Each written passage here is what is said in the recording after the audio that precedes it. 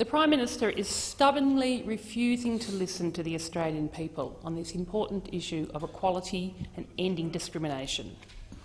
And as a result, it's our friends and neighbours, our brothers and sisters, our colleagues at work, even the Prime Minister's own sister, who are suffering. Around Australia, there are loving couples that want to show their commitment to each other in front of their family, their friends and the law, and to take part in our society's rituals and celebrations, but they are being denied that right because of who they love. Last week, the Prime Minister had the chance to change that, and instead we saw a 6-hour meeting that achieved nothing other than dividing his own party room. What a show of leadership. The opinion poll that was out today reinforced what we know, that over 2/3 of Australians recognise that a couple should be given the opportunity to marry, to declare their love for each other, regardless of their gender or sexuality. The Prime Minister is out of touch with this majority, and he's trying every trick in the book to delay the inevitable change, because we will see marriage equality in Australia, and we will see it sooner rather than later. We are lagging behind our peers in the world on marriage equality who have recognised this. The UK, New Zealand, Ireland and, of course, most recently the United States. We've got the Prime Minister, however, wanting to drag us further behind the rest of the world. And every day that we delay, every day Australian couples are waiting for this discrimination to end. We have to act now.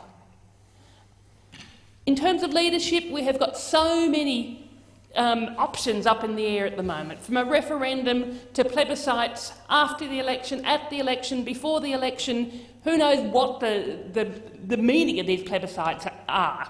A referendum is a ridiculous idea. We have got a referendum. That's right. A referendum would require a majority of states, a majority of people, to change the Constitution when the Constitution— Excuse me, Senator Rice. Senator Moore. Mr Acting Deputy President, I don't think Senator Rice should be allowed to be heard in silence, as we have listened on this side to the previous speaker who spoke from the government. Thank you, Senator Moore. I remind senators on my right that other senators will be heard in silence. Thank you, Senator Rice. A referendum is unnecessary.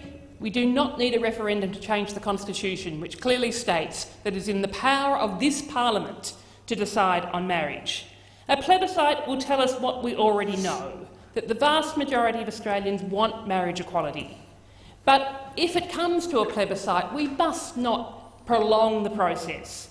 Some plebiscites can take years, which will give a microphone to the more homophobic elements of our society and take a really heavy toll on lesbian, gay, bisexual, transgender and intersex Australians and their families.